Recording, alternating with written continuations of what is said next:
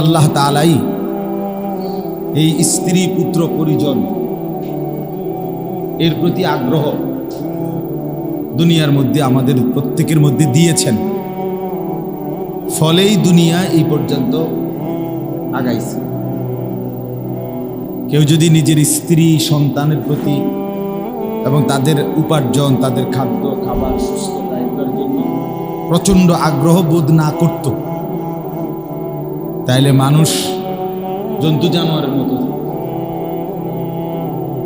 আমার শায়েখ আল্লামা মুফতি মুশতাকুর নবী সাহেব হুজুর প্রায় বলে যে গরু তার মা চেনে না, ছাগল তার বাপ চিনে না,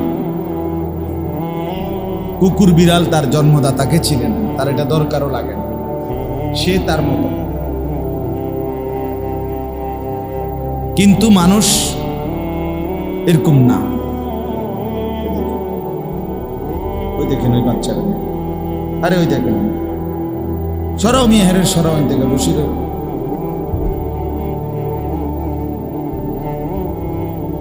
তাইলে এই জন্য কিন্তু মানুষের এই বন্ধনটা আল্লাহ তাআলারই দান।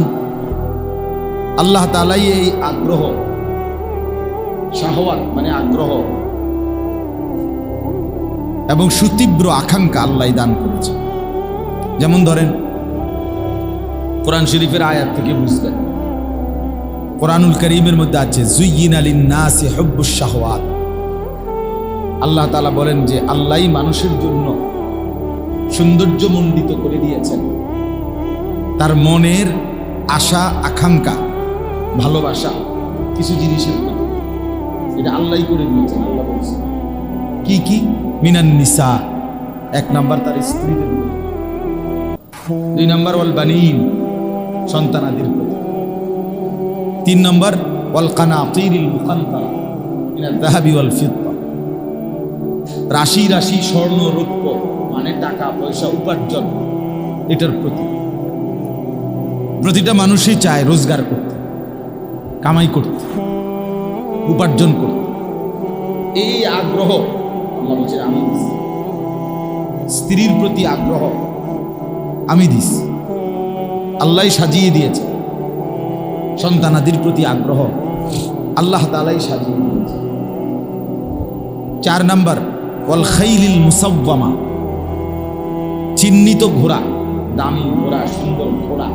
আর এখনকার জামানা হলো দামি বাহন, সুন্দর বাহন, একটা ভালো গাড়ি, একটা ভালো সাওয়ারি, সবারই আগ্রহ। চলার পথে একটা আরামদায়ক ব্যবস্থা করা, সবাই চায় কেমনে গেলে একটু আরামে যাওয়া যায়। এইটার প্রতি এই যে আগ্রহ, এটা মানুষের ভিতরে আল্লাহ বলেন আমি দিয়েছি। ওয়াল আনআম, পাঁচ নাম্বার হলো চতুষ্পদ জন্তুর প্রতি আকাঙ্ক্ষা। এই যে গরু পালে, ছাগল পালে, হাঁস মুরগা পালে, ভেড়া বকরি পালে, এই যে এইভাবে মানুষ, এগুলোর প্রতি মানুষের প্রচন্ড আগ্রহ আছে। আল্লাহ তাআলা বলেন এটা আমি দিয়েছি। ছয় নাম্বার হলো ওয়াল হাজ, ফসলাদি, এই যে ক্ষেত ফসল, ফল, এসব কিছু যত ফসল, এগুলো উপার্জন করা, এগুলো চাষাবাদ করা, আল্লাহ তাআলা বলেন এগুলোর প্রতি আকাঙ্ক্ষা আমি দিচ্ছি। তাহলে দেখেন এই ছয়টার মধ্যে দুনিয়ার যে মৌলিক বিষয়গুলো সবাই জানে। দুনিয়াতে একটা মানুষের যে জিনিস নিয়ে আকাঙ্ক্ষা,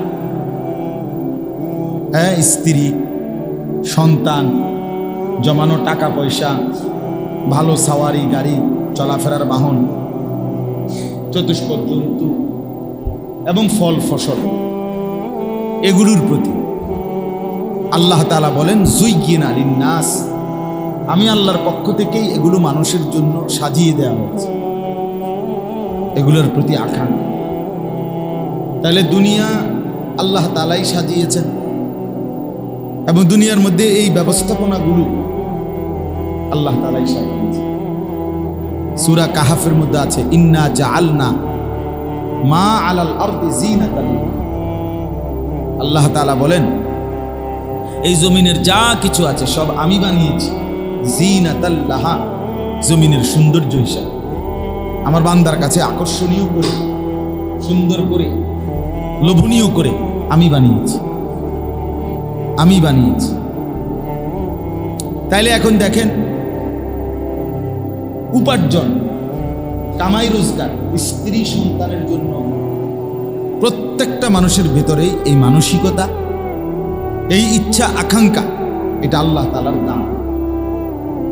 ফলে মানুষ কষ্ট থেকে কষ্ট, বোঝা থেকে বোঝা, ভারী থেকে ভারী কাজও কর্ম করে থাকে, স্ত্রী সন্তান পরিবারের মুখে হাসি ফুটাবার জন্য, ঘর পরিবারের সংসারের চাহিদা পূরণের জন্য। বিশেষ করে দেখেন যারা প্রবাসী, এই উপার্জনের জন্য, শুধু উপার্জন, স্ত্রী সন্তান নিয়ে পরিবারের রোজগার, কামাই রোজগার, এদের উপার্জনের জন্য বছরের পর বছর হাজার হাজার মাইল দূরে, লক্ষ মাইল দূরে, পুরা দেশ, পরিবার, বংশ, সমাজ, ঘর সবার থেকে বিচ্ছিন্ন হইয়া মাসের পর মাস, বছরের পর বছর দিন কাটে। সৌদি আরবে আমি এইবারও এমনও ভাই দেখছি, জিদ্দা থাকে 28 বছর ধরে সৌদি আরব, 32 বছর ধরে সৌদি আরব। তাহলে এই বাচ্চারা যদি 14 বছর বয়সে কিংবা 16 বছর বয়সে গিয়ে থাকে, এরপরে যদি আজকে 32 বছর থাকে, তাহলে 32 আর 16 কত হইল? তো তার আর হায়াতের রইল, তার আর জীবন যৌবন আর রইল কি? বাকি আছে কি? সুখের আর জিরাইবার, অবসর নেবার টাইম করবে, শেষ নিম্নে হায়াত। 28 বছর বিদেশ, তার রইলটা কি? তা এই যে লম্বা সময় উপার্জনের জন্য, রিজিকের ফিকির, উপার্জনের ফিকির, স্ত্রী সন্তানের মুখে খাদ্য তুলে দেওয়ার ফিকির। আচ্ছা, এরপরে দেখেন দেশে আমাদের জীবনের প্রত্যেকের 60 বছরের বুড়া মানুষ অথবা 18 বছরের যুবক মানুষ, সবার দিলের মধ্যে এই ঘর পরিবার, স্ত্রী সন্তানের উপার্জন, একটু আরামে থাকা চলা, তাদের জন্য একটা ঘর, তাদের জন্য একটু জমি, তাদের জন্য একটু টাকা পয়সা, তাদের একটু আরামের ব্যবস্থাপনার জন্য আমাদের প্রত্যেকের জিন্দেগি বেশি অংশ, বলা যায় মূল অংশই জিন্দেগি এর পিছনেই ব্যয় করতেছে। ঘন্টার পর ঘন্টা কর্ম করতেছে এই সংসারের একটু উপার্জন বাড়াইবার জন্য, বউ বাচ্চা নিয়ে, সংসার নিয়ে একটু ভালোভাবে চলার জন্য। তাহলে কি বোঝা গেল? উপার্জনের নেশা, আগ্রহ, আকাঙ্ক্ষা এই দুনিয়াতে প্রত্যেক মানুষের ভিতরে আল্লাহ প্রদত্ত, আল্লাহই দিয়েছেন। তো যেহেতু আল্লাহ তাআলাই দিয়েছেন, স্ত্রী সন্তানের প্রতি আগ্রহ, উপার্জনের প্রতি আগ্রহ, তো আল্লাহ তাআলাই এটার সব রকমের মূল নীতি আল্লাহ তাআলাই বলেছেন। অর্থাৎ আল্লাহ তাআলাই নির্ধারণ করে দিয়েছেন যে তোমার সেই আগ্রহ, আকাঙ্ক্ষা কতটুকু পর্যায়ে বৈধ, কতটুকু পর্যায়ে অবৈধ। আর তোমার সেই আগ্রহ, আকাঙ্ক্ষা তুমি সম্পূর্ণ নিজের কাঁধে, আমি আল্লাহকে ভুলে তুলে নিও না। তোমারে কাজে লাগাইয়া, তোমারে ব্যবসাত লাগাইয়া, তোমারে চাকরিতে ঢুকাইয়া দিয়া, তোমারে বিদেশ পাঠাইয়া দিয়া আমি আল্লাহ বিশ্রামে যাইনি, নাউজুবিল্লাহ, আমি তোমারে ছেড়ে দেইনি, আমি তোমারে ভুলিও না। তোমারে কর্ম বন্টন করে দিছি, কিন্তু মূল রিজিক আমি দিচ্ছি। মূলত দিচ্ছেন কে? কোরআনুল কারীমের মধ্যে আছে, আল্লাহ তাআলা বলেন, ওয়ামা কুন্না আনিল খালকি গাফিলিন। আল্লাহ বলেন, শোনো, আমি আল্লাহ আমার সৃষ্টির থেকে মোটেই গাফিল নই। আমি আল্লাহ গাফিল নই আমার সৃষ্টির ব্যাপার। কয়জন বানাইলাম, কতজন আছে, কতক্ষণ আছে, কে নাই, কে আছে, আমি গাফিল না। এই কায়নাতের মধ্যে যত কিছু আছে সমস্ত কিছুর নিখুঁত হিসাব 24 ঘন্টা আল্লাহ তাআলার কাছে আছে। আছে কি না বলে? কোরআনুল কারীমের মধ্যে আল্লাহ তাআলা বলেন লাকাদ আহসাহুম ওয়া আদ্দাহুম আদ্দা। আল্লাহ বলেন আমি তোমাদেরকে বেষ্টন করে আছি। আল্লাহ বেষ্টন করে আছে সবাইকে, সব কিছুকে। এবং আল্লাহ তাআলা পুরা সেকেন্ড মিনিট জিন্দেগির সব গুনে গুনে রাখছে, গুনে গুনে। তাহলে আল্লাহর নজরে, আল্লাহর হিসাবে আড়ালে আমরা কেউ নই, আল্লাহর সীমারেখার বাহিরে আমরা নই। আচ্ছা, তাইলে এবার দেখেন এই কথাটা আল্লাহ তাআলা এই আয়াতে এবার বুঝাইতে চাইছেন যে বান্দা, তোমারে বানাইছিও আমি, তোমার মধ্যে উপার্জনের আকাঙ্ক্ষা, কামাই রোজগারি করার যে আগ্রহ, এটা আমি দিছি। স্ত্রী সন্তান যে কয়জনের লাগে তুমি টেনশন করো রে, এরা আমি দিছি এখন। তাহলে যেহেতু সবটা বিষয় আমার দাও, যেই জমিনের উপরে তুমি উপার্জন করবা সেটা আমার, যেই আসমানের নিচে তুমি উপার্জন করবা সেটা আমার, যেই সূর্যের আলোতে তুমি কামাই করবা সেটা আমার, যেই দিনের আলোতে তুমি উপার্জন করবা সেটা আমার। জাআলনান নাহারা মাআশা, আল্লাহ বলেন উপার্জনের জন্যই আমি দিনের আলো বানাইছি, আর বিশ্রাম আর নিদ্রা ঘুমের জন্যই আমি রাত্রি বানিয়েছি।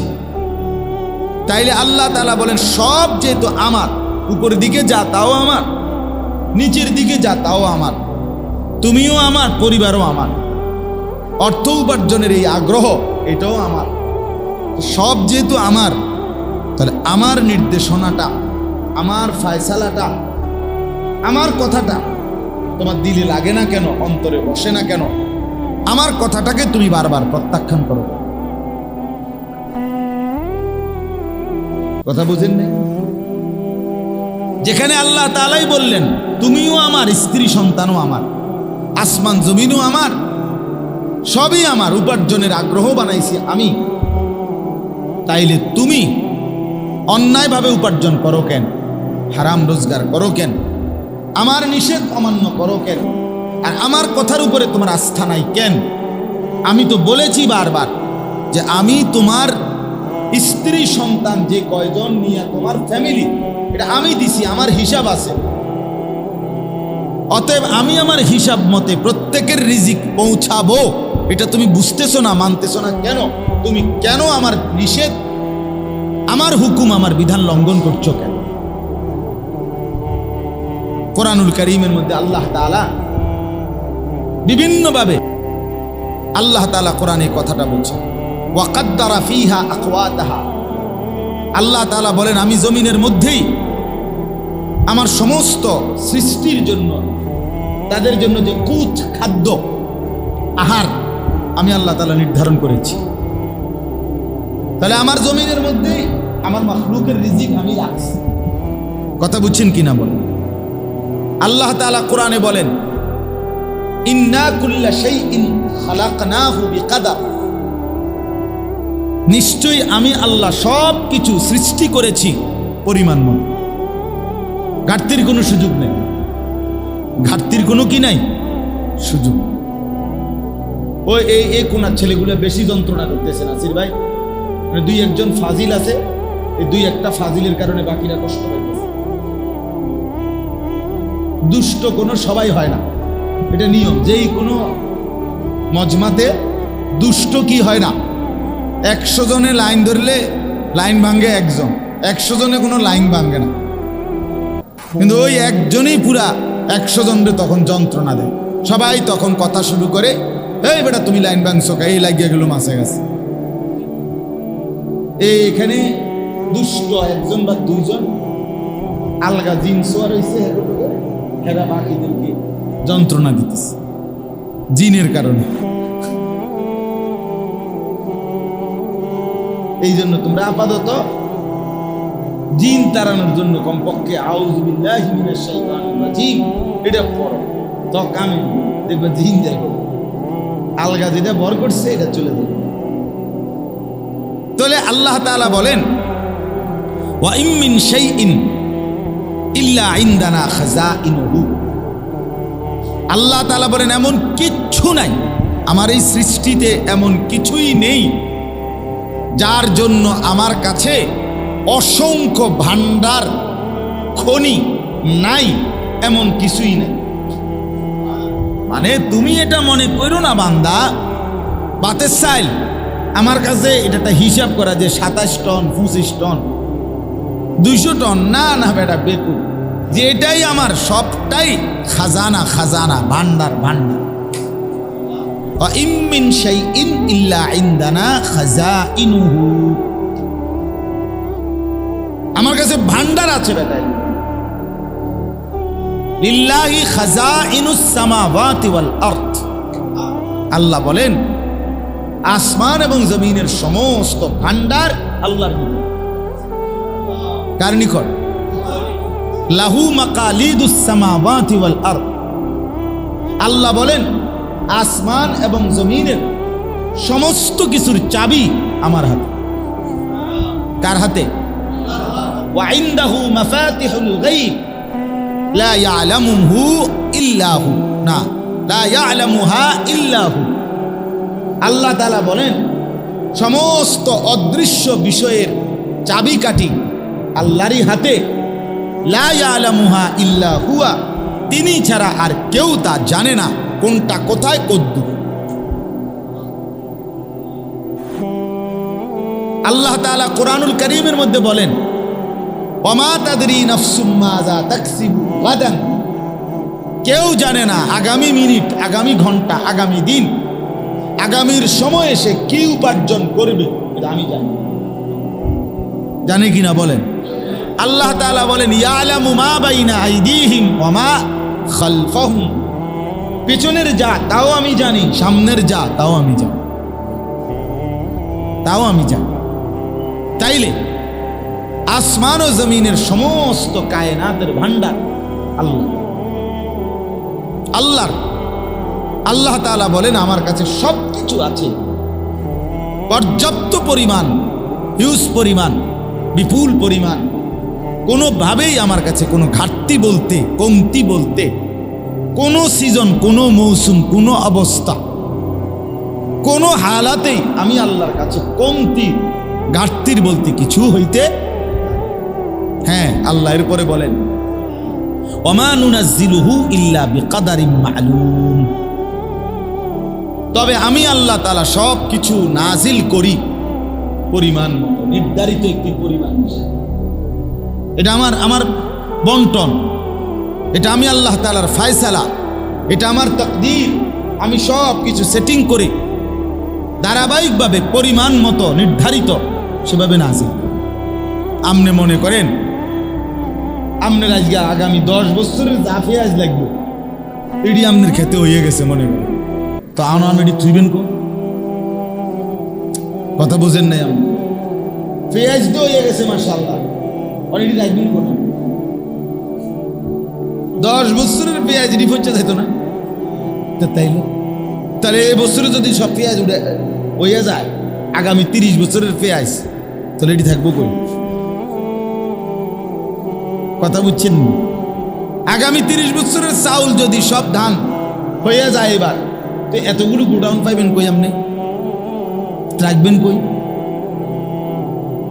একবার ইউরোপিয়ান এক মূর্খ দার্শনিক নামের, তাদের কাছে দার্শনিক, আমাদের কাছে মূর্খ, এরকম এক দার্শনিক পণ্ডিত আমরা পত্রিকায় আরে বইতে, উর্দু বইতে নিজে পড়ছি।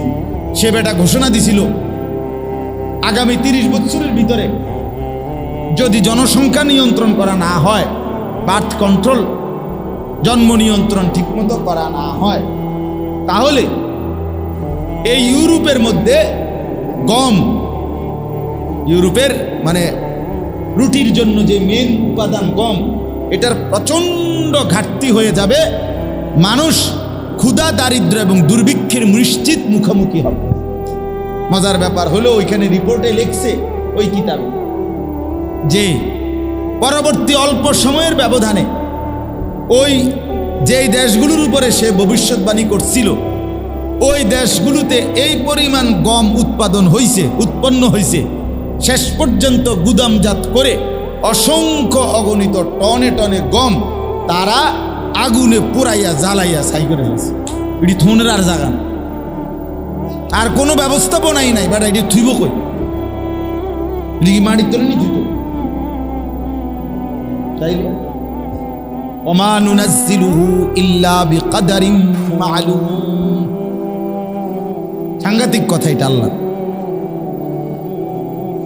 আমি তো আল্লাহ তাআলা। তুমি আপনার যে 4 ছেলে হইলে, আপনার যে 4টা 5টা ছেলে হইলে, মেয়ে হইলে, সন্তান হইলে ঘাটতিতে পড়ে যাবেন, আপনি বুঝছেন, তাহলে আমনের 5 ছেলে সহ সবার হায়াতের যা ভাত তরকারি এটি এক লগে দিয়া, তাহলে তো আপনি নিশ্চিত হবেন যে না ঘাটতি হইতো না। এটি রাখবেন কোনানে? কথা বুঝছেন না? আপনি এটি হেফাজত থুইবেন কোনানে? তো তাইলে আপনার যেই বাচ্চা সামনে আসবে তার রিজিক আছে না নাই এইটা আপনি এখন বুঝলেন কিভাবে? কেউ তো জানে না আগামীর মুহূর্ত। বেটা তুই নিজেই তো জানস না আগামী মিনিট তুই বাঁচবি কিনা, তো তোর 30 বছর পরে ফুতে ভাত খাইতে পারবো কিনা এটা তুই বাঁচবি কেমনে? বেকুবের কি বাতরান দেখে এরকম বেকুব বলে। এজন্য বার্থ কন্ট্রোল, জন্ম নিয়ন্ত্রণ অথবা জনসংখ্যা নিয়ন্ত্রণ, পপুলেশন নিয়ন্ত্রণ, এটা একটা ফালতু মতবাদ। ফালতু ফালতু ফালতু, ফয়কার ফা ল তরসুগের তু, ফালতু বাজে কথা, একদম ভুয়া কথা, ভুয়া ভুয়া, একদম ভুয়া, একদম ভুয়া। এই পৃথিবীতে প্রথম যখন জন্ম নিয়ন্ত্রণ এর প্রথম যখন এই আমেরিকানরা, ইউরোপিয়ানরা এই মতবাদ প্রচার করছে পৃথিবীতে, 2টা বিষয় দেখাইছে। মেইন বিষয় এক হলো মানুষ বাড়লে আবাসন বাইরে যাবে, অর্থাৎ তাকে থাকার ঘর, থাকার জায়গা দিতে হবে বেশি। তাহলে সমস্যা কি হবে? সমস্যা হলো ফসলের জমি কমে যাবে, উৎপাদনের জমি কি হয়ে যাবে? কমে যাবে। এই 2টাই মেইন কথা ছিল। আবাসন কি হয়ে যাবে? বেড়ে যাবে। উৎপাদনের জমি কি হয়ে যাবে? কমে যাবে। জমি তো আর বাড়ে না, পৃথিবী তো আর 3টা হয়ে গেছে না। কথা বুঝছেন না? তাইলে আপনার অথচ আজকে এত বছরের ভিতরেও ওই মূর্খরা, ওই বেঈমানরা এই মিথ্যা ভ্রান্তিকর মতবাদ দিয়া কবরে চলে গেছে, জাহান্নামে চলে গেছে। মুশরিকরা যারা এগুলো মতবাদ দিছিল, কিন্তু আজকে পর্যন্ত পৃথিবীতে কোথাও মানুষ, এখনকার অবস্থা হইল মানুষ এক ভবনেই 1 গ্রামের মানুষ আঁটে। কথা বুঝছেন কি না? 10 তলা এক বিল্ডিং এ 500 মানুষ, 1000 মানুষ কি করতে পারে? আরামসে থাকতে। তাইলে না আবাসন বাড়াতে কোনো অসুবিধা হয়েছে, না ফসলের জমির কোনো সমস্যা হয়েছে, না খাদ্য খাবারের উৎপাদনে কোনো অসুবিধা হয়েছে, কোনো কিছুরই কোনো অভাব। আমি শুধু ওই দিনও বলছি, আমি একটা বিষয়, শুধু একটা, এই মুহূর্তের সিজনের একটা বিষয় চিন্তা করেন। শুধু আশ্চর্য লাগছে আমার কাছে, লাগে এটা যে রূপালী আম দেয় এখন যেটা খাইতেছি আমরা সবাই আজকে মাসখানিক ধরে। সুবহানাল্লাহ, সুবহানাল্লাহ। সারা বাংলাদেশের কত বাজারে, কত হাজার বাজার, বাংলাদেশের ছোট বড় লাখ লাখ কি পরিমাণ রূপালী আম, কারি কারি, ক্যারেট ক্যারেট। আর এক জায়গায় এই নিমসের আমার নিজে আমাদের জহির ভাই নিমসের মুকাম মাদ্রাসার মুহতামিম কইতেছে, হুজুর এই যে ট্রাককে ট্রাক নামতেছে, একটাও মুকামের পরে আর থাকে না, সব কে খায় কে নেয়? এত আম বাংলাদেশের থেকে কেমন উৎপাদন হইল, কিভাবে খাইল, কেমন চিন্তা করেন আপনি? পুরা বাজার দখল দিয়ে লাইছে। কোন আম এখন আর অন্য কোন নামের আমের নামও কই থাকতো না মানুষ। আম কি তার রূপালী? আম রূপালী মানে এই রূপালী এইটাই আম, আবার এটাই মজা। সুবহানাল্লাহ। ওই বেঈমান যদি দেখতো এই জন্ম নিয়ন্ত্রণ, মানুষ বাড়লে সমস্যা হইবে, তারে যদি নিমসের বাজার কদ্দুর বইয়ান যাইতো তে বুঝলো হইলে তুই শুধু আমের ক্যারেটটি গনবি। এরপরে তোর তরকারির ক্যারেট না মামু পরে তোর মাথা দিয়া, তুই আগে শুধু আমের থেকে,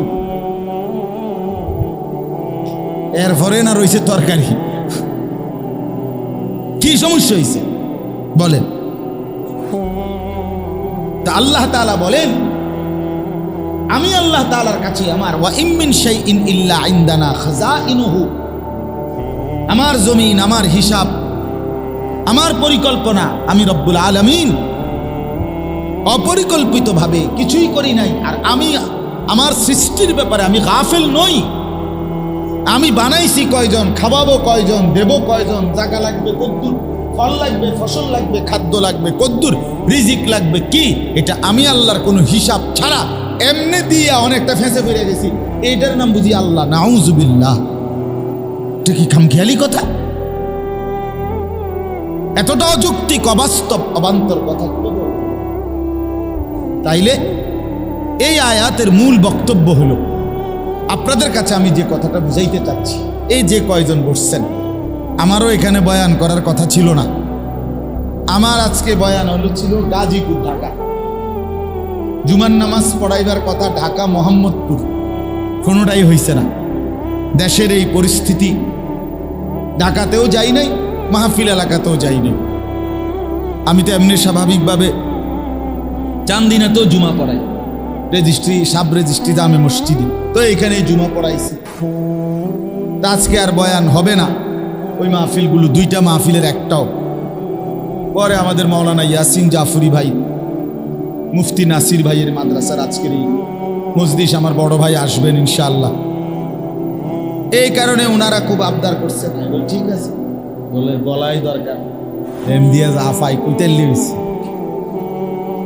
মালিকের কথা বলতে থাকে, কবি ইধার কবি উধার, কখনো এদিকে কখনো সেদিকে, কখনো একজন কখনো হাজার জন, কখনো ছোট জায়গা কখনো বড় জায়গা, কখনো রাত কখনো দিন, কখনো আলো কখনো অন্ধকার, কবি জমি পর কবি আরশ, কবি দর বদর, কখনো নিচে কখনো উপরে, কখনো দুয়ারে দুয়ারে, যে কই ঘর নেই, দাইর কোনো ঘর হয় না। আল্লাহর পথে যে ডাকে তার এত কিছুর কোনো হিসাব লাগে না, বলতেই থাকে, আল্লাহর জন্যই বলতে থাকে। আল্লাহ আমাদেরকে কবুল করে নেন। তো এবার চলেন এই আয়াতের কথা। তাহলে এই যে এতক্ষণের কথার দ্বারা এটা বুঝাইলাম, আল্লাহ তাআলা বলেন জমিনও আমার, আসমানও আমার, মানুষও আমার, পরিবারও আমার, আয় উপার্জনের সব ব্যবস্থাপনাও আমার। অতএব বান্দা, আমি রব্বুল আলামিন আমার সৃষ্টি থেকে গাফিল নই। আমি সকলের সব কিছু বিকাদারিম মালুম, সুনির্দিষ্ট পরিমাণ আমি নির্ধারণ করেছি। ওয়াকাদ্দারা ফিহা আকওয়াতাহা, আমি এই জমিনের মধ্যে প্রত্যেকের জন্য রিজিক, খাদ্য, খাবার কাদ্দারা, তাকদীরের মতো নির্ধারণ করে রেখেছি, সব ফয়সালা করে রাখছি।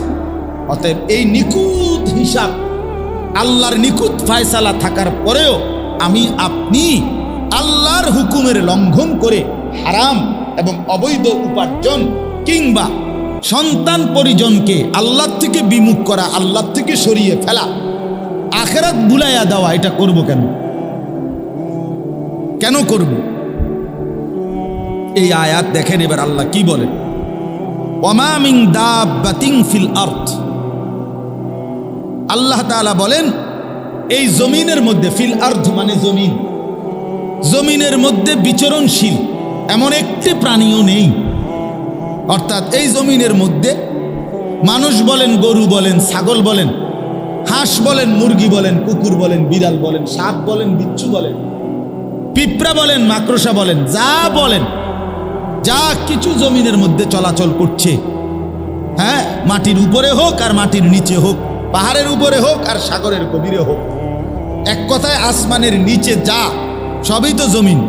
তো এই যা কিছু বিচরণশীল একটাও এমন নেই, আল্লাহ বলেন ইল্লা আলাল্লাহি রিজকুহা, প্রত্যেকটার রিজিকের জিম্মাদারি আমি আল্লাহ নিজে আমার কাঁধে তুলে নিলাম। ওয়ামা মিন দাব্বাতিন ফিল আরদ ইল্লা আলাল্লাহি রিজকুহা, সব কিছুর রিজিক আমার দায়িত্বে, আমি রব্বুল আলামিনের হিসাব সব। তাইলে এবার বলেন, এই এক কথা আমাদের জীবনের ভিত্তি, এই এক কথা আমাদের ঈমানের ভিত্তি। জীবনটা যদি কেউ সহজ করতে চায় তাহলে এই এক কথাই যথেষ্ট। কেন মিথ্যা বলবো, কেন চুরি করব, কেন ডাকাতি করব, কেন সুদ খাবো, কেন কিস্তি নেব, কেন হারাম রোজগার করব, কেন ওজনে কম দিব, কেন ধোকাবাজি, বাটপারি, সিটারির ইনকাম, মিথ্যা ইনকাম উপার্জন কেন করব? আমার বউ যেন বেশি খাইতে পারে, আমার ছেলে মেয়ে বেশি যেন খাইতে পারে। অথচ আল্লাহ তো বলছে, কসম বান্দা, এক লোকমা, এক জাররা, এক বিন্দু আমার ফয়সালার অতিরিক্ত ভক্ষণ করতে পারবে না। শুধু শুধু শুধু শুধু তুমি শুধু শুধু নিজেরে বরবাদ করলা, শুধু শুধু বরবাদ করলা। রাসূলুল্লাহ সাল্লাল্লাহু আলাইহি ওয়াসাল্লাম বলেন, এবার নবীজির হাদিস শুনেন। আল্লাহর নবী বলেন, আর রিজকু মাকসুম, রিজিক বন্টন করা হয়েছে। আল্লাহ তাআলা প্রত্যেকের রিজিক বন্টন করে রেখেছে। বন্টন, কেউ বেশি খাবে, কেউ কম খাবে, মালিকের ফয়সালা। আপনি যদি বলেন, আল্লাহ তারে আপনি বেশি দিলেন, আমারে কম দিলেন কা? আল্লাহ যদি জিজ্ঞাসা করে, মনে করো তোমারে কমে দিলাম, কিন্তু তুমি যে কমই পাওয়ার যোগ্য বা পাইতেই হবে, তোমার এই কমটাই দিতে হইবে, আমি এটার কারণে বাধ্য কা? বোঝেন না কথাটা? আবার আরে আমি 300 টাকা দিছি, আপনারে 100 টাকা দিছি, আপনি যদি বলেন আমারে কা 100 টাকা দিলেন, আর আমি যদি বলি তোমারে 100 টাকাই দিতে হইব, এটা কি কারণ? তোমার কি কারণ? কি কারণে তুমি 100 টাকা প্রাপ্য? তোমার কি শরীরটা তোমার, না তোমার আত্মাও তোমার, না আসমান তোমার, না জমিন তোমার, না ক্ষেত তোমার, না উপার্জনের এই ক্ষমতা তোমার? তোমার কি তা? তো তাইলে তোমার 100 টাকা দিলেই কি, 200 টাকা দিলেই কি, 20 টাকা দিলেই কি, তুমি আলাপ করার কি? কথা বুঝছেন না? তুমি তুলনা করার কে? তুমি তুলনা করার, এটা আমার ইচ্ছা, কাকে বেশি দেব, কাকে কম দেব, এটা আমার ইচ্ছা। আমি অনেক সময় বলি, মনে করেন আমরা অনেক সময় বলি যে আমার উপরে বিপদ আসছে, তো আমি গা খোদা, আমরা বলি যে বিপদ, এই মুসিবত আমারে নি দেখলাম, মুসিবত বুঝি আমি, আল্লাহ আল্লাহ আমার কান্দে নি দিই। তা আমি বললাম, বলি আল্লাহ যদি জিজ্ঞাসা করে, আল্লাহ বান্দা আচ্ছা ঠিক আছে, তোমারে না দিয়া অন্য কারে দিতাম, তার নামটা কিন্তু আপনি একজনের নাম করছেন, এরপরে যদি সে শুনে আপনি হেতের নাম কইছেন, আপনার কি ফিটাটা দিব? কি রে বেটা, তুই আমার নাম কইলি কেন? আরে বলবি কি না, বলেন না কেন?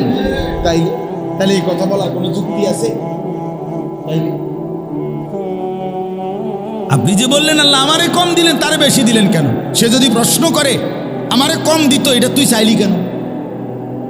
কি রে বেটা? এই জন্য আল্লাহ তাআলা বলেন, ইল্লা আলাল্লাহি রিজকুহা, আমি কায়নাতের সমস্ত কিছুর রিজিক আমার হাতে রেখেছি। এটা আমার ফয়সালা, আমার দায়িত্ব, আমি আমার কাঁধে তুলে নিয়েছি, একেবারে ফরজ মনে করে আমি আদায় করছি। আল্লাহ নবী বলেন, ইন্নার রিজকা লা ইয়াতলুবুল আবদা কামা ইয়াতলুবু আজাল। আমি এই কথাগুলো বলার একটা শেষ 2 মিনিটের উদ্দেশ্য আছে, এটা পরে এক কথা বলবো। ইন্নার রিজকা লা ইয়াতলুবুল আবদা কামা ইয়াতলুবু আজাল। নবীজি বলেন, নিশ্চয়ই কোন মানুষের মৃত্যু যেমন তাকে তালাশ করে বের করে ফেলে, তার রিজিকও তাকে এভাবে তালাশ করে নেয়। আইসিইউর ভিতর থেকেও মালাকুল মউত নিয়ে আসে, ঠিক কিনা বলেন? হসপিটালের আইসিইউতে কাউরে ঢুকতে দেয় না নার্সেরা, কিন্তু মালাকুল মউত ঠিকই ঢুকে, সে নিয়ে আসে। ঠিক মৃত্যু যেমন নিয়ে আসে, আল্লাহ নবী বলেন রিজিকও ওই ব্যক্তিকে এভাবে তালাশ করে। এরপরে দেখেন নবীজি বলেন, ওয়াল্লাহি লান তামুতা নাফসান হাত্তা তাস্তাকমিলা রিজকাহা। নবীজি বলেন, আল্লাহর কসম, একটা প্রাণ, একটা আত্মা, একটা জীবিত সত্তা মরবে না তার জন্য বরাদ্দকৃত রিজিক পূর্ণ না করা পর্যন্ত। হাত্তা তাস্তাকমিলা রিজকাহা, তার রিজিক পূর্ণ না করে সে মরবে না। মরার সুযোগ নেই, মরার সিস্টেমে সে বেঁচেও ভোগ করতে পারবে না, আবার রিজিকটুকু না খাইয়েও যাইতে পারবে না। তাইলে আল্লাহ তাআলা বলেন, এখন আপনি আমি বলেন আমরা আল্লাহ তাআলার নিখুঁত হিসাবের মধ্যে এবং আল্লাহ তাআলার পক্ষ থেকে আমাদের জন্য বাধ্যতামূলক রিজিক, আমাদের আয় উপার্জন সব নির্ধারিত, আমরা কেন আল্লাহর নাফরমানি করব? আল্লাহকে বাদ দেব কেন? হারাম কেন রোজগার করব? কেন হারাম রোজগার করব? এই হলো এক কথা। আচ্ছা, এখানে অর্থটুকুর আরেকটু আছে দেখেন। এরপরে আল্লাহ বলেন ওয়া আলামু মুস্তাকাররাহা ওয়া মুস্তাউদাহা। মানুষের অবস্থান দুইটা, একটা হলো সাময়িক অবস্থান, একটা হলো দীর্ঘমেয়াদী অবস্থান। সাময়িক অবস্থান হলো হায়াতের এই দুনিয়া, দীর্ঘমেয়াদী অবস্থান হলো কবর। আল্লাহ বলেন সাময়িক এই দুনিয়ায় তুমি কখন কোথায় থাকবা আমি এটাও জানি, চূড়ান্তভাবে তুমি কোথায় দাফন হইবা, কবরস্থ হইবা আমি সেটাও জানি, আমি সেটাও জানি। তাইলে তোমার শেষ সেকেন্ড পর্যন্ত তুমি কোথায় কোথায় থাকবা আমি তাও জানি, আর সর্বশেষ কোথায় তুমি মাদফুন দাফন হইবা আমি তাও জানি। আল্লাহ বলেন আমি শুধু জানি মনে করছো না, কুল্লুম ফি কিতাবিম মুবিন, বরং সমস্ত কিছু আমি রব্বুল আলামিন আমার নির্ধারিত লৌহে মাহফুজের যেই খাতা কিতাব, আমার সেই লৌহে মাহফুজের মধ্যে স্পষ্টভাবে লিখে রাখছি। আসবা কোন দিন, যাবা কোন দিন, মায়ের পেট থেকে বের হইবা কোন দিন, আবার এই পৃথিবীর মায়া ত্যাগ করে মৃত্যুবরণ করবা কোন দিন, হাসবা কয়বার, কাঁদবা কয়বার, হাত উঠাবে কয়বার, পা উঠাবে কয়বার, চোখ খুলবে কয়বার, কানে শুনবা কয়বার, আল্লাহ তাআলা বলেন লোকমা মুখে দিবা কয়বার, পানির ঢোক গিলবা কয়বার। খোদার কসম আল্লাহ বলে আমি সব সব লিখে রাখছি, সব লিখা, হিসাব করা, হিসাব করা। আল্লাহ তাআলা, আমি অনেক সময় বলি আল্লাহ তাআলা কোনো বোর্ডিং চালায় না। আল্লাহ কি চালায় না? বোর্ডিং। বোর্ডিং বুঝেন না? আরে মাদ্রাসার যে বোর্ডিং ছাত্ররা জেনে খায়, আল্লাহ বোর্ডিং চালায় না। বোর্ডিং চালায় না মানে কি? মানে বোর্ডিং এর সিস্টেম হইল, বোর্ডিং যিনি সুপার, যিনি বোর্ডিং বাবুসি অথবা বোর্ডিং এর হিসাব রক্ষক, উনি মাদ্রাসার প্রিন্সিপালের কাছে আইসা বলে হুজুর আজকে কিতা দিতাম, তো উনি জিগায় বাজারে কিতা আছে, আজকে তরকারি কিতা আছে, দুন্দুল আছে, তারপরে দিয়ে আপনার শসিন্দা আছে, লতসিম আছে, ঢেঁড়স আছে, আলু আছে, হ্যাঁ তো দাম কেমন? তো দাম হুজুর মোটামুটি লতসিমটা একটু আলুর লগে মিলাইয়া দিলে খারাপ হইতো না, দামে ফসাইব, হ্যাঁ দাও এটা দাও। তাইলে বাজারে কি আছে এটার উপরে ভিত্তি কইরা তাৎক্ষণিক মশওয়ারা কইরা এমনি বোর্ডিং চালা। আল্লাহ তাআলা কোনো এমন না যে ফেরেশতা এসে জিজ্ঞেস করছে আল্লাহ এই মোট মানুষ হলো 800 কোটি, আজকে সকালের নাস্তা কি দিবা? তা আল্লাহ তাআলা জিজ্ঞাসা করছে ফেরেশতা মোট পরোটা আছে কয়টা, আর এমনি স্বাভাবিক রুটি আছে কয়টা, আর ভাত আছে কয় কেজি, এটি একটা হিসাবে দাও। এরপরে ভাগ করে দিতে আছে যে পরোটা খাইব কয়জন, রুটি খাইব, এমনি জ্ঞান এমনি এটি বোর্ডিং চালাইতে আছে। রব্বুল আলামিন বলেন কুল্লুম ফি কিতাবিম মুবিন, বরং আসমান জমিন সৃষ্টির 50,000 বছর আগে আমি আল্লাহ প্রতি লোকমা, প্রতি ফোঁটা, প্রতি বিন্দু লিখে রাখছি সব। ওয়ামা মিন দাব্বাতিন ফিল আরদি ইল্লা আলাল্লাহি রিজকুহা ওয়া ইয়ালামু মুস্তাকাররাহা ওয়া মুস্তাওদাআহা কুল্লুম ফি কিতাবিম মুবিন। রব্বুল আলামিন বলেন, আবারও সেই আয়াত বলেন ওমা নুনাজ্জিলুহু ইল্লা বিকাদারিম মালুম, আমি সব কিছু নাজিল করি নির্ধারিত পরিমাণ হিসাব করি। ইন্না কুল্লা শাইইন খালাকনাহু বিকাদার, আল্লাহ বলেন আমি সব কিছু সৃষ্টি করেছি পরিমাণ মতে, কোনো অপরিকল্পিত কিচ্ছুই আমার নাই। আমি রব্বুল আলামিনের ভান্ডারে কোনো কমতি নাই, আছে কি? এইবার এই কথাগুলো কেন বললাম, এই আয়াত পড়লাম কেন, কি বলতে চাচ্ছি আমি? 1 নাম্বার কথা হইল হারাম রোজগার কেন করবেন। 2 নাম্বার কথা হইল ছেলে মেয়েকে দিন থেকে আল্লাহর কোরআন থেকে মূল কথা এটা। আমার টার্গেট ছিল মূলত এই কথাটা বলা, সন্তানকে, ছেলে মেয়েকে আল্লাহর কোরআন, রসুলের সুন্নাহ, দিন শিক্ষা থেকে কেন বঞ্চিত?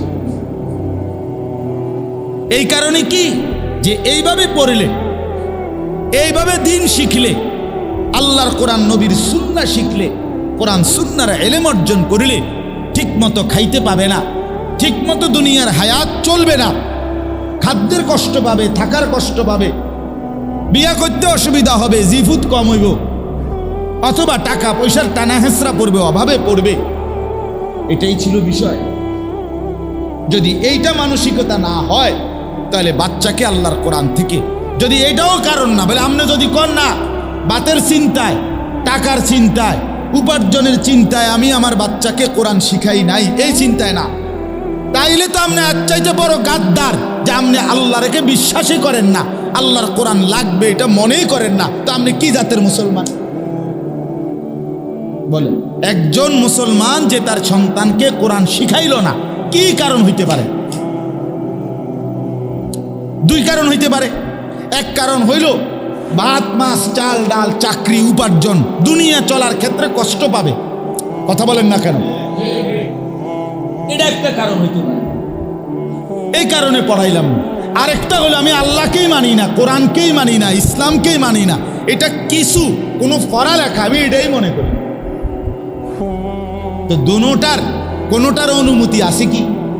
কথা বলেন। এই ভাত মাছ চাল ডালের কষ্ট পাবে এই কথাও যদি কেউ বিশ্বাস করে, মনে মনে ভাবে, তো তার ঈমান থাকবে তো? কথা বলেন না কেন?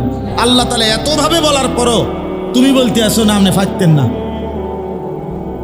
তাইলে কোরআনে আছে লা নাসআলুকা রিজকা নাহনু নারযুকুক। রব্বুল আলামিন বলছেন আমি রব্বুল আলামিন স্ত্রী সন্তান পরিজন চালাইতে তোমাদের কারো সাহায্য চাই না। রিজিকের, রিজিক দিতে, খাদ্য খাবার পৌঁছাইতে কারো সাহায্য লাগবে না।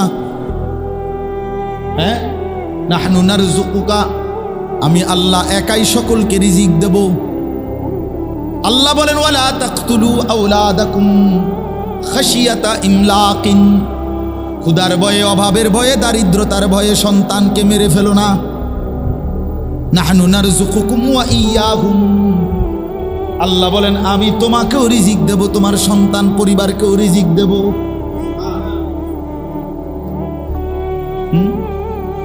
তোমার দাদা মরছে আর তো তোমারে আমি রিজিক দিছি, তোমার বাপ মৃত্যুর পরেও তো আমি আল্লাহ তোমাকে কামাই রোজগারের ক্ষমতা দিয়েছি। তোমার বাপ তো মনে করছিল হেবড়া মরলে আর তুমি কিছু করতে পারতা না, অন করো কেমনে? কথা বলেন না কেন? তোমার বাপের বাপ দাদা তো মনে করছিল হেবড়া মরলে তোমার বাপে কিছু করতে পারবে না, কিন্তু তোমার দাদা মরার পরেও তো তোমার বাপ মৃত্যু পর্যন্ত রোজগার করেছে কিনা বলেন? অতএব কোন যুক্তিতে সন্তানকে দিন থেকে বঞ্চিত করা, আল্লাহর কোরআন থেকে বঞ্চিত করার কোনো অধিকার, কোনো যুক্তি নেই। শুধুমাত্র খামখেয়ালি, গাফলতি, অথবা আল্লাহর প্রতি আস্থার অভাব, আখিরাতের প্রতি বিশ্বাসের অভাব, আর কিচ্ছু না। শুধুমাত্র এই ছাড়া আর কিছু। খাদ্য খাবার রিজিক, দুনিয়া কার কতটুকু পূরণ হবে তা তো আল্লাহ তাআলার পক্ষ থেকে ফয়সালা করা আছে, সব নির্ধারণ করা আছে। এই জন্য দয়া করে আপনারা যে কয়জন বসছেন প্রত্যেকের কাছে অনুরোধ, প্রতিটা সন্তানের দ্বীনের পিছনে তার নামাজ, তার আখিরাত, তার আল্লাহর কোরআন শেখা, এক্ষেত্রে মূল দায়ভার শিখলো না, পড়লো না, পারলো না, এক্ষেত্রে মূল জবাবদিহিতা খোদার কসম শুধুই কেবল মা বাবা মূল বিষয়।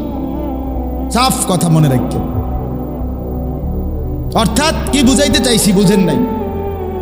আপনি যদি মনে করেন এই ছেলেটা নামাজ পড়ে নাই কেন, আল্লাহর কোরআন পড়তে পারে নাই কেন, এটা আমগো গ্রামের মসজিদের ইমাম সাহেবের জবাবদিহি করব হাসরের ময়দানে, জি না, ভুল। আপনি জবাব দিতে হবে। আমগো গ্রামের মাদ্রাসার মৌতামিম সাহেব মুফতি নাসির হে জবাব দিব না, মুফতি নাসিরের আব্বাও জবাব দিব না, আমনে জবাব দিব। আল্লাহ নবী সাল্লাল্লাহু আলাইহি সাল্লামের হাদিসটা আমি পড়ছি। নবীজি বলছেন, কুল্লু মাউলুদিন ইউলাদু আলাল ফিতরা, প্রত্যেকটা মানব সন্তান আল্লাহর পক্ষ থেকে ইসলাম মানার যোগ্যতা নিয়েই ভূমিষ্ঠ হয়। কি মানার? সৃষ্টিগতভাবে। আমি অনেক সময় তো আল্লাহ আমাদের খুলনার হজরত, বিশেষ করে বাংলাদেশের অন্যতম একজন বুজুর্গ হজরত মাওলানা মুফতি নুরুল আমিন সাহেব, হজরত খুব এটা বুঝায় যে আল্লাহ তাআলা প্রত্যেক মানব সন্তানকে, মানুষকে ইসলাম মানার যোগ্যতা দিয়ে শরীরটা সাজিয়েছেন, গঠন করেছেন, সৃষ্টি করেছেন।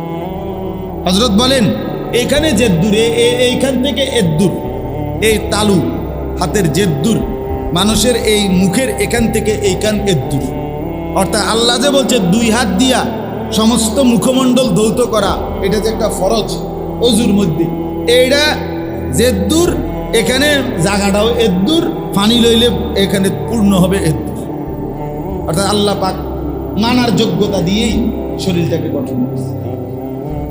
হযরত বলেন যে নাকের নরম জায়গায় এই যে পানি পৌঁছানো ফরজ, গোসলের সময় ফরজ, এখন নাকের নরম জায়গায় পানি পৌঁছাইতে পানি লাগে জেদ্দুর, হাতের কোষ করলে হাতের মধ্যে পানি আটে এদ্দুর, সহজ হিসাব। আল্লাহ তাআলা বলছে তসবিহ পড়ো, নবী গুন্না বিভিন্ন সংখ্যা বলছে 33, 33, 34, কথা বলছে 100 বার, কখনো বলছে 10 বার, আছে না তসবিহ? এখন আমার তসবিহ নাই, সারাক্ষণ থাকার সুযোগও নাই, একটা মানুষের তসবিহ সারাক্ষণ নাও থাকতে পারে, কিন্তু আল্লাহ তাআলা তখন আমি যদি কই আমারে তো আল্লাহ তসবিহ পড়তে কইছে, নবী বলতে বলছে, এখন আমি পড়ার মতো কোনো যোগ্যতা আমার হাতের মধ্যে নাই আঙ্গুলে, কারণ হইলো আমার এই আঙ্গুল দিয়ে এই আঙ্গুলে গুনা যায় না, এই আঙ্গুল দিয়ে এই আঙ্গুলে 33 বার আমি গুনে না। আল্লাহ বলে না না, আমি দেখছো না একটা আঙ্গুল বাঁকা করে দিছি, এইটা দিয়েই তো তসবিহ গোনার মতো যোগ্যতা দিয়েই আঙ্গুল সেটা, ইবাদতের যোগ্যতা দিয়েই আমি কি করছি, নাহলে এই 4টা আঙ্গুল এদিকে, এটা সমস্যা কি, এটা দেবে হয়। আল্লাহ করে না বেহা হয়েছে, এটা কামই করছে, এটা অনর্থক নয়, এটা অনর্থক।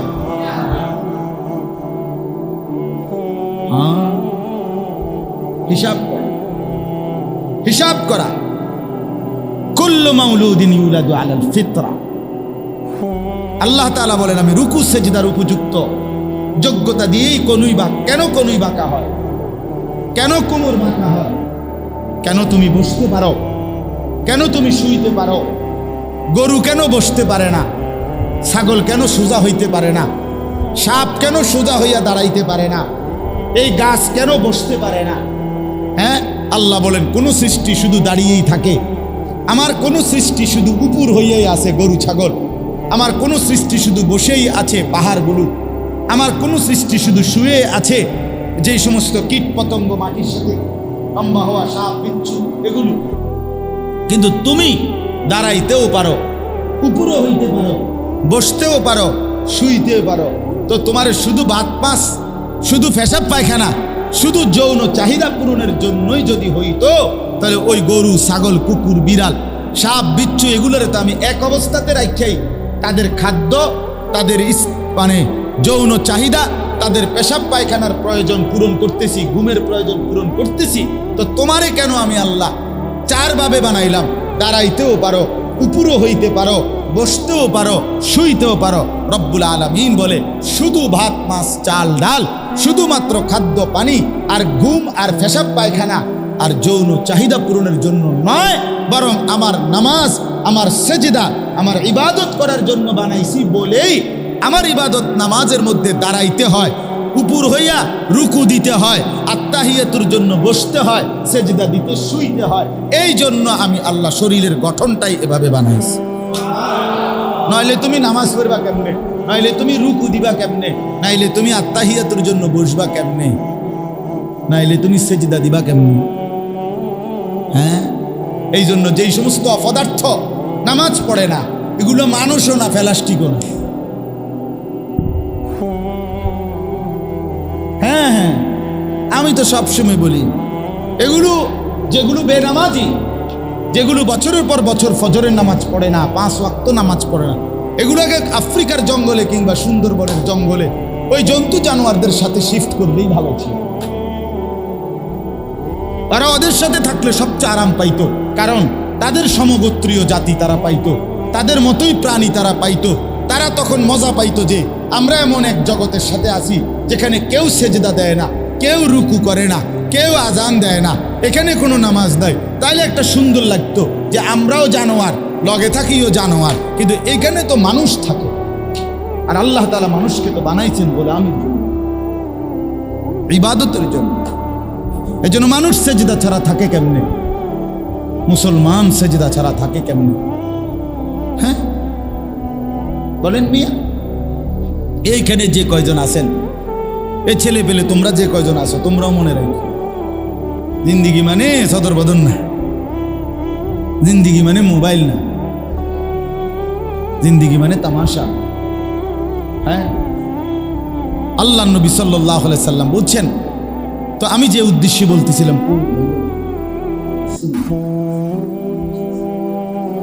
যোগাযোগ হয়েছিল।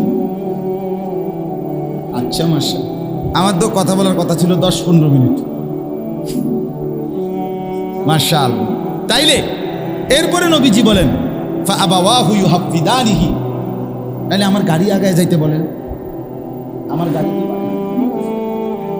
আচ্ছা, ফাআবাওয়াহু ইউহাফিদানিহি আও ইউনাসসিরানিহি আও ইউমাজ্জিসানিহি। এই কথাটা খেয়াল, আমি যে উদ্দেশ্যে বলতেছিলাম, নবীজি বলেন প্রত্যেকটা মানব সন্তানকে আল্লাহ পাঠাইছিলেন ইসলাম মানার কি দিয়া? আরে কথা বলেন না। কিন্তু অতঃপর তার মা বাপ আবাওয়াহু, মা বাপ ওই বাচ্চাটাকে ইহুদি বানায় দিছে, অথবা খ্রিস্টান বানায় দিছে, অথবা অগ্নি পূজক বেঈমান বানায় দিছে। বেঈমান, বেঈমান, বেঈমান।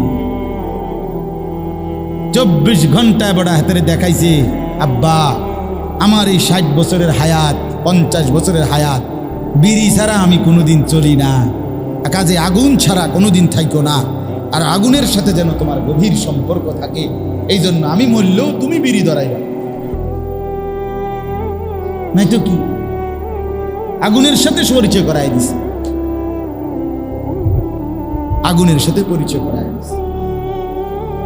আমি থাকতেও বাবা, আমি থাকতেও ঘরে টেলিভিশন কোনোদিন বন্ধ হইতে দেই নাই। তুমি যদি আমার পুত্র হইয়া থাকো, আমার ঘরে বাপের মতো ফুত হও, ফুতের মতো বাপ হও, তাইলে তুমিও কোনোদিন আমার ঘরে টেলিভিশন বন্ধ হইতে দিবা না। হ্যাঁ হ্যাঁ, নাহলে কি? আর উনি তো জীবনে কোনোদিন টেলিভিশন বন্ধ করে যায় নাই, ওনার মৃত্যু পর্যন্ত তো প্রতিদিন কি চলছে? তাহলে উনি ওনার স্ত্রী, সন্তান, ছেলে মেয়ের জন্য কি এই সবক দিয়ে যায় নাই? এই সবক দিয়ে যায় নাই? বলেন তো। আপনি জীবনভর দাড়ি কাটলেন, আপনার সন্তান কি সবক নিবে? আপনি কি শিখায় গেলেন যে বাবা আমি জীবনভর ইহুদিদের মতো, খ্রিস্টানদের মতো নিজের চেহারা সুরতকে রাখছি, তুমিও কোনোদিন মুসলমানের সুরত ধরবে না, বেঈমানের মতোই ধরবে। তো নাই তো কি, নাই তো কি।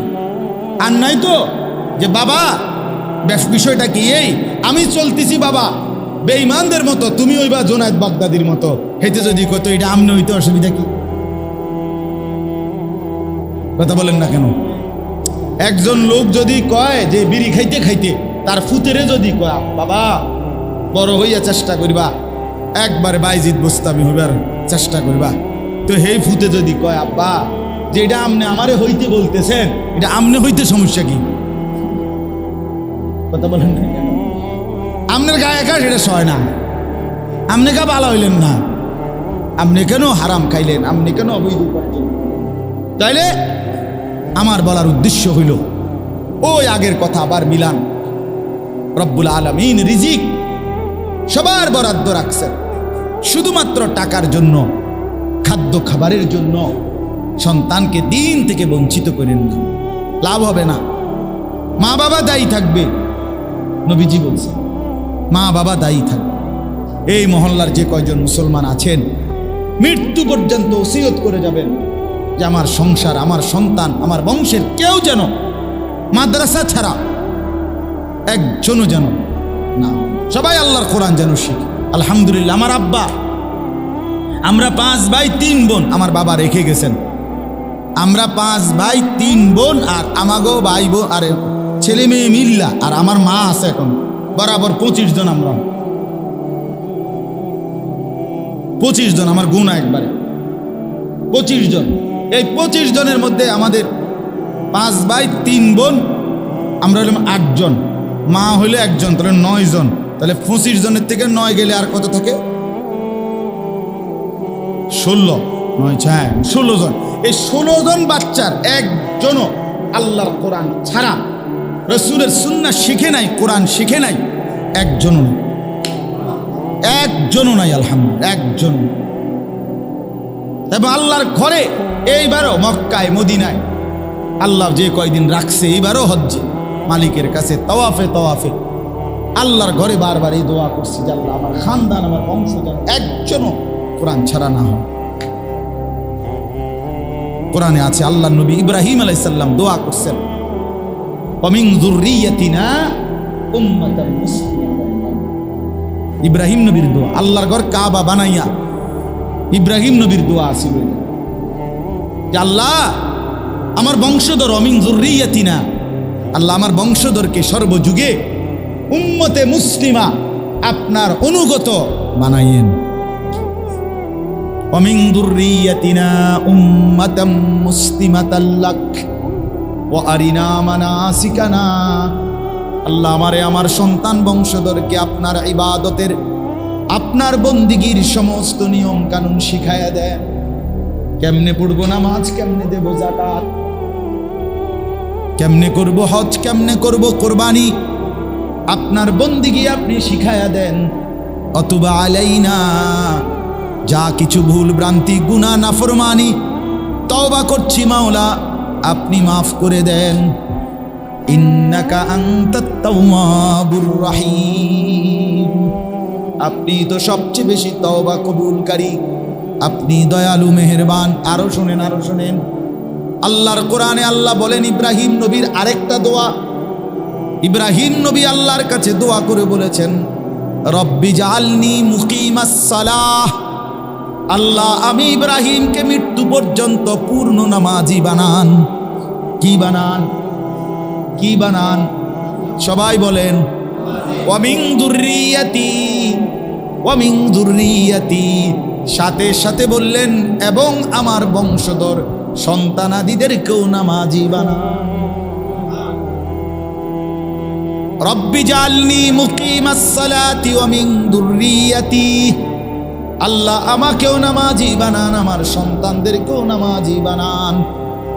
এরপরে মজার বিষয় হইল, ইব্রাহিম নবী এরপরে আরো দোয়া করছে, আরো অনেকগুলো দোয়া এরপরে আছে কোরআনে ইব্রাহিম নবীর দোয়া। কিন্তু এই কথাটা বলে যে আল্লাহ আমাকে নামাজি বানান, আমার সন্তানদেরকেও নামাজি বানান, এইটা বলে আবারও বলছেন রব্বানা ওয়া তাকাব্বাল দুআ, আল্লাহ বাকিগুলো দোয়া যা করব সেগুলো পরে শুনেন, পরে কবুল করেন, এটা কিন্তু এখনই কবুল করে নেন। আল্লাহ এখন এটা আগে এটা কবুল করছেন নি কোন, আগে এটা ক্লিয়ার করেন, ফরটি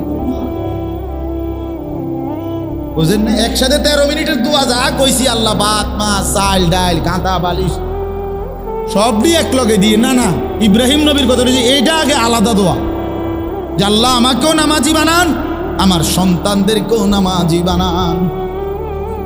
রব্বানা ওয়া তাকাব্বাল দুআ, আল্লাহ এটা কিন্তু আলাদাভাবে এক্ষুনি গ্রহণ করে নেন। রব্বানা গফিরলি, এরপরে বলছেন আলাদা আবার নতুন দোয়া শুরু করছেন, আল্লাহ আমারে মাফ করে দেন। যদি বলেন ইব্রাহিম ছেলে মেয়ের কথা মনে রাখলেন, মা বাবার কথা মনে রাখলেন না বুঝি? ইব্রাহিম নবী বলে শোনো না, আমি তো কইতে আছি, রব্বানা গফিরলি ওয়ালি ওয়ালিদাইয়া, আল্লাহ আমারও মাফ করে দেন, আমার মা বাপকেও মাফ করে দেন। যদি বলি ইব্রাহিম নবী বাপ মার কথাও মনে রাখলেন, জিফুতের কথাও মনে রাখলেন, সমস্ত ইমানদার মানুষের কথা বুঝি ভুলে গেলেন? আল্লাহ বলেন না না, ইব্রাহিম নবী বলে না না, শোনো না আমি এরপর কি বলি, ওয়ালিল মুমিনিনা ইয়াউমা ইয়াকুমুল হিসাব, আল্লাহ সমস্ত মুমিনদেরকেও মাফ করে দেয়।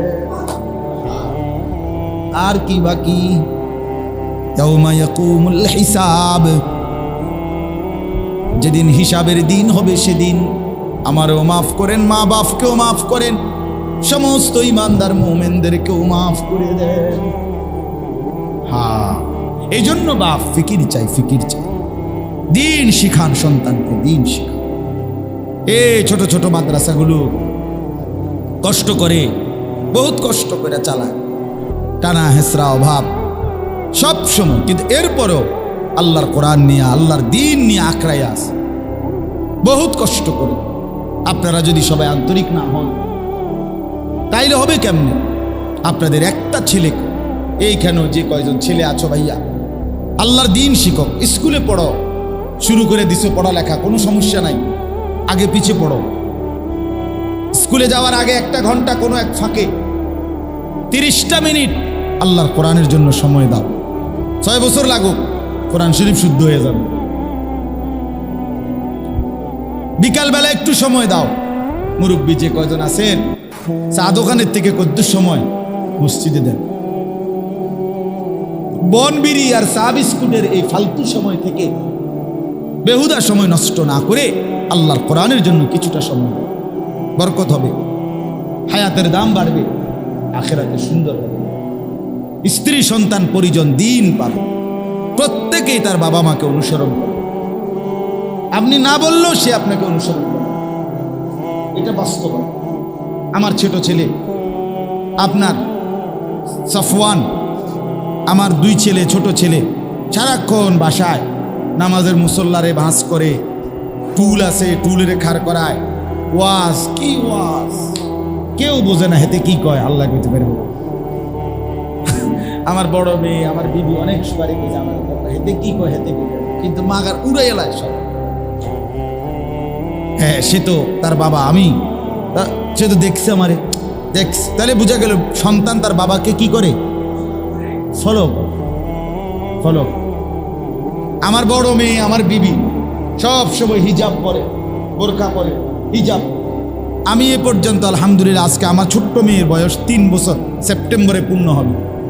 এর মধ্যে কথা বলার পর থেকে যে কয়বার উমরায় গেছি, একবার হজে গেছি, একবার মোটামুটি এর বুঝের কিছুটা বুঝের, এই 3 বছরের ভিতরে বয়সের 2বারই আমি আমার এই ছোট্ট মেয়েটাকে মোবাইলে যতবারই জিগাইছি মক্কা মদিনা থেকে, আব্বু তোমার জন্য কি আনতাম, এক কথাই বলছে হিজাব হিজাব, আব্বু হিজাব, আমি হিজাব হিজাব। এবং বাসার গেইটের কোনোভাবে এই পাশে আনা যাবে না হিজাব ছাড়া, বাইরে যাইতে হইলেই তার মাথাতে কি দিতে হবে, সে বুঝে, তার মা, তার বোন, সে তাদেরকে দেখে অনুসরণ করে। তাহলে প্রতিটা সন্তান মা বাবাকে কি করে বলেন, অনুসরণ, অনুসরণ করে। এজন্য মা বাবার জিম্মাদারি এটা, সন্তানকে দিন দেওয়া, সন্তানকে দিন দেওয়া। আল্লাহ তাআলা রিজিকের জন্য ঠকাবে না, খাদ্য খাবারের জন্য আল্লাহ ঠকাবে না, রিজিক বন্টন করে আল্লাহ এখানে বলছেন, আমি সকলের রিজিকের ফয়সালা আমি আল্লাহ আমার দায়িত্বে তুলে নিলাম, আমার কাঁধে তুলে নিলাম। এই জন্য আমরা প্রত্যেকে ইনশাআল্লাহ চিন্তা করেন, ফিকির করেন, আমরা প্রত্যেকের ইনসাফের সাথে আমাদের মধ্যে এই ভাবনা আমরা ভাবেন। দেখেন 2টা শব্দ এখানে গুরুত্বপূর্ণ। একটা শব্দ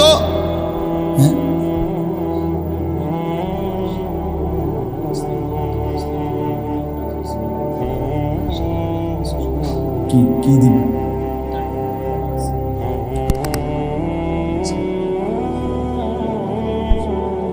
কিচ্ছুই তো কাছে আসছে। আচ্ছা, একটা ছোট্ট বিষয়, এটা যদি আপনাদের দিলে সুবিধাজনক হয়, সামর্থ্য, মানসিকতা যেটুকুই হয়, মাদ্রাসার একটু জরুরত আছে, মাদ্রাসার সিঁড়ি এবং কি রঙের কাজ, মাদ্রাসার সিঁড়ি এবং রঙের একটু কাজ আছে।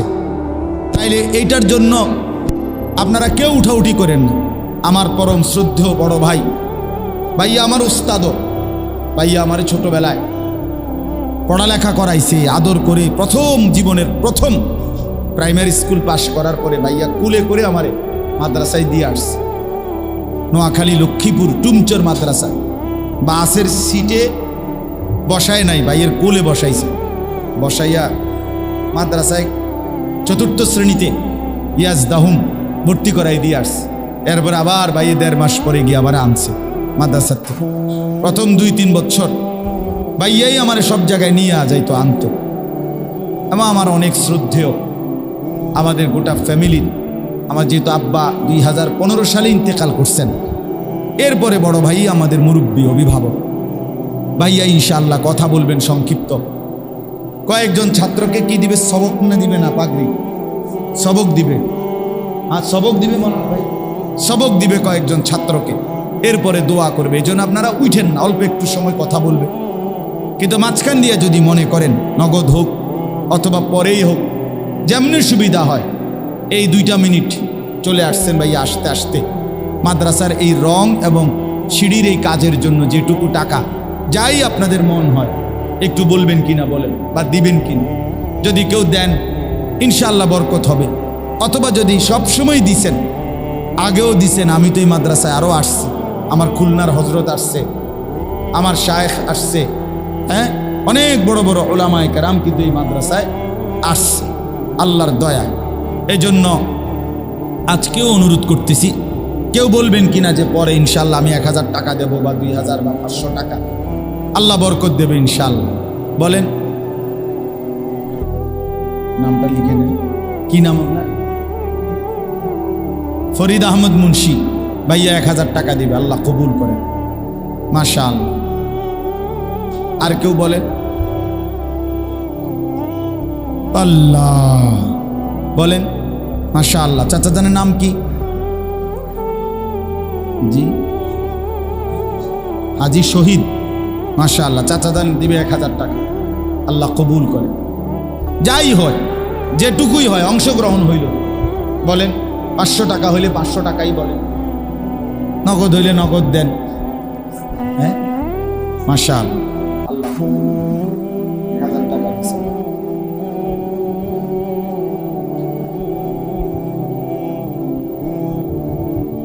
দেন, বলেন ইনশাআল্লাহ।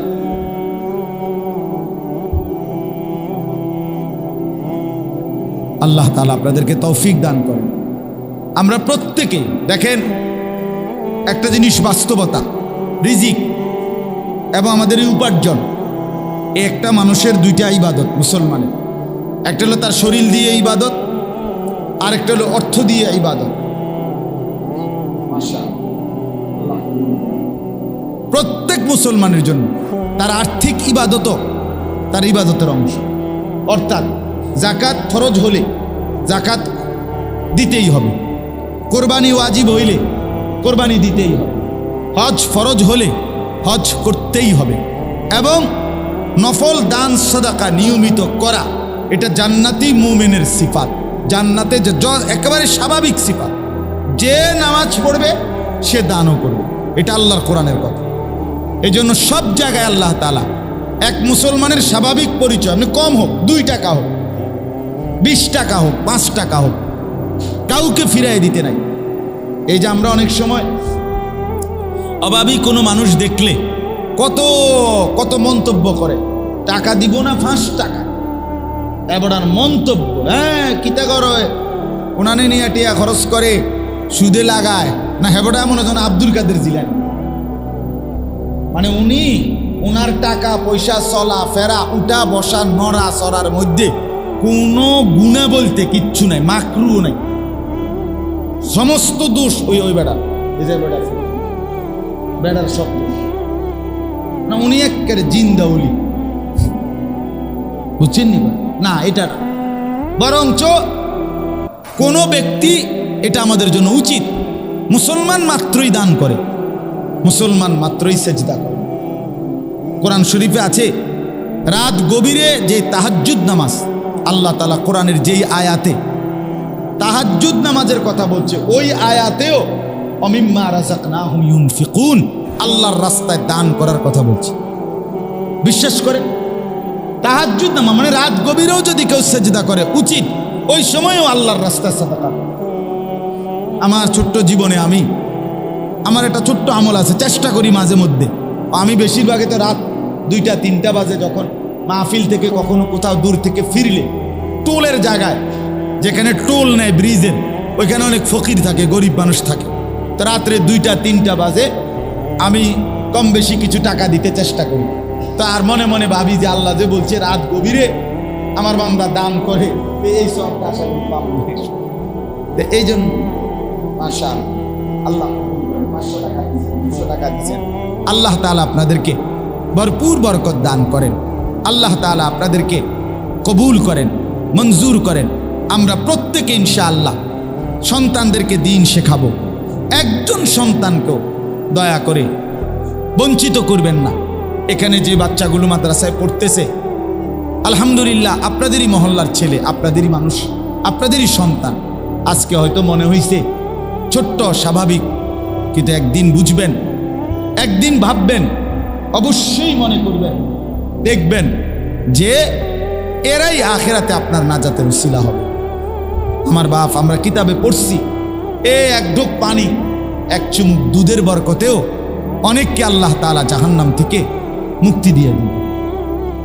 এই সামান্য অজুর পানি আগায় দিছে এই বরকতে। আল্লাহ তাআলা আমাদেরকে তৌফিক দান করেন, কবুল করেন ইনশাআল্লাহ।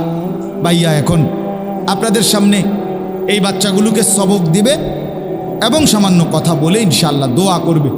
এরপরে আপনারা একসাথে এশার নামাজ জামাতের সাথে পড়ে এরপরে যাবেন। আল্লাহ তাআলা আমাদের